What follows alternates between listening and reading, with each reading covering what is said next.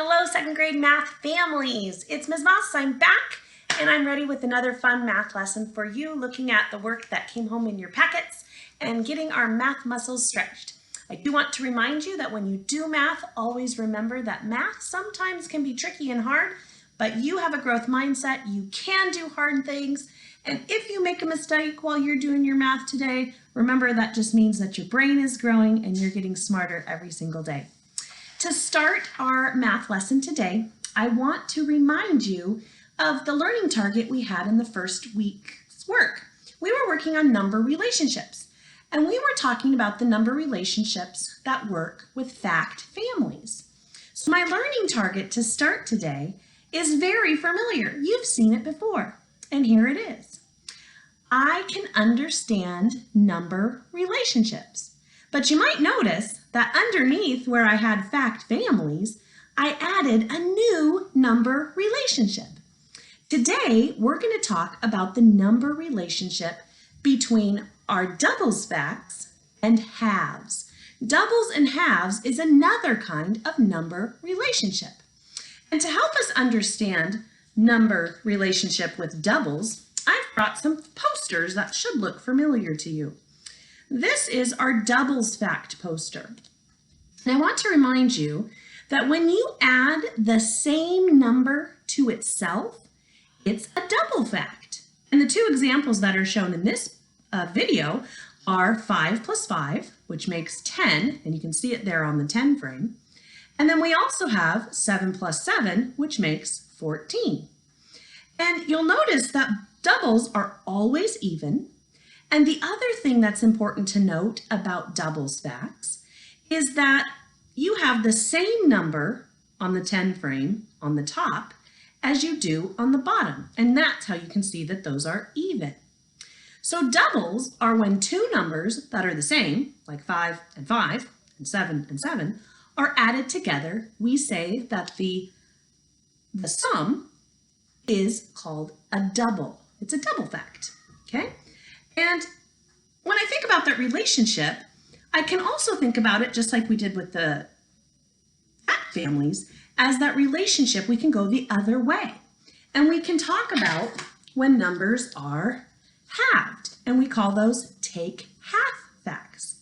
So just like we had the 5 plus the 5, and it made 10, we could think about that same fact and say 10 minus 5, and we'd be left with the same number. The example here on my Take Halves poster says when you subtract half of a number, the answer makes the amount you subtracted. Can you explain why this is? And you'll see that they've given you the Rec and Rec to help you. It says, I slid over 16 beads, 8 on the top and 8 on the bottom. And that made the doubles fact, 8 plus 8. And you'll notice that when you subtract 8 by pushing all of the beads on the bottom row back to the start, it will still leave you with the 8 on the top. And so there again, that is a number relationship. Those are how those two numbers work together.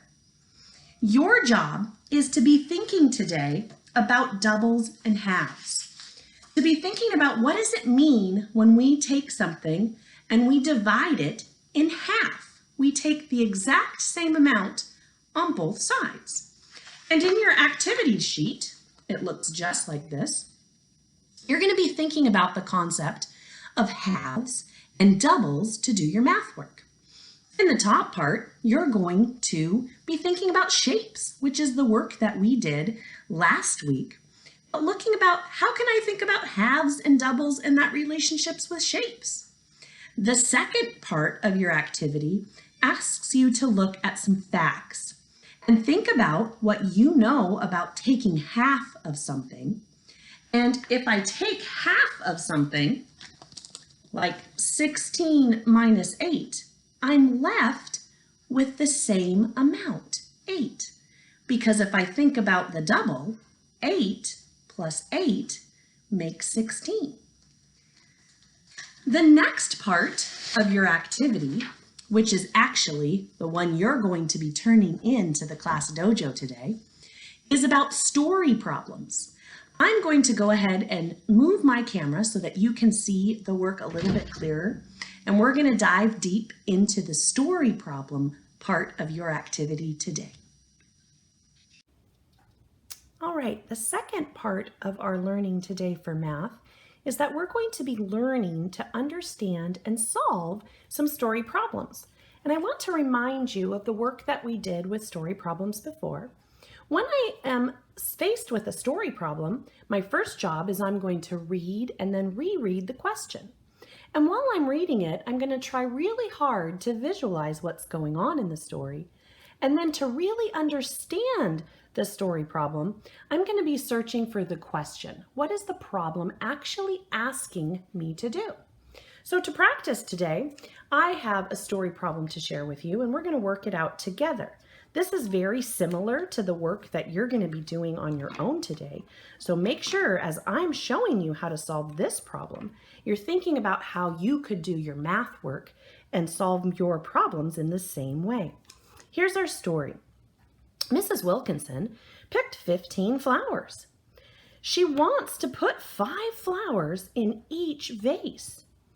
How many vases will Mrs. Wilkinson need? So now that I've read it, I might want to reread it. And while I'm rereading, I'm trying to visualize what's going on in the story. So first, Mrs. Wilkinson picked 15 flowers. Ooh, I bet they're gorgeous. That pops out at me. And she wants to put 5 flowers in each vase. And then it says, how many vases will Mrs. Wilkinson need?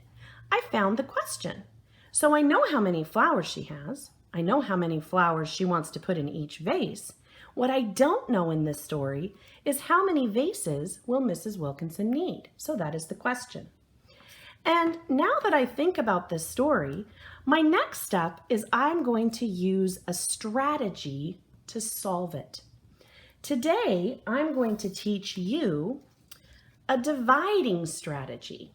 This is a strategy that you can use when you have a group of objects. And just like Mrs. Wilkinson's doing in the story, she's dividing those objects into smaller piles. So when I read this story, I notice that the 15 flowers is all of the flowers, and I'm noticing that she wants to put 5 in each. So when I go to draw a picture, it would be smart to organize my flowers in groups of 5. And so that's just what I did. I thought about the flowers and I drew them out.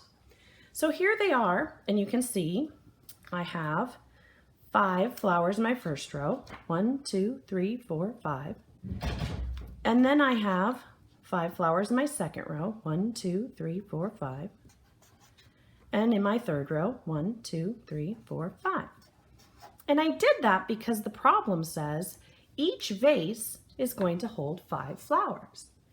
But now I have to figure out, did I first use all 15? Let's count by 5s to double check. 5, 10, 15. So I have all of the flowers. And now I have to think, how will I show how many vases? Well, the first vase would be these flowers. So I'm going to put a 1 right there. And my second vase are these 5 flowers. So I'll put a 2 right there. And then my third vase are these 5 flowers. So I'll put a 3 right there. And now I can see, when I look back to the question, that I am going to need 3 vases for those 15 flowers. Boys and girls, this strategy is called the dividing strategy. You're going to draw a picture based on what you had visualized in the story that explains how you would solve the problem. In your work today, just like we did with this problem together, you're going to be solving 2 problems. And don't forget, this is one you're going to turn into your teacher on Dojo. You're going to use this space here to show your work and push yourself. Try the challenge problem 2. Remember, when you solve a story problem, first you have to understand it and then use a strategy to make the work make sense for you. All right, mathematicians, off you go to do the hard work of stretching your math muscles today by understanding story problems. Don't forget, you can always rewind the video if you want to go back and look a little closer as you are doing your work to see if it will help you. Have a great day learning, and don't forget, this is an assignment you're going to turn in to your teacher. Take care.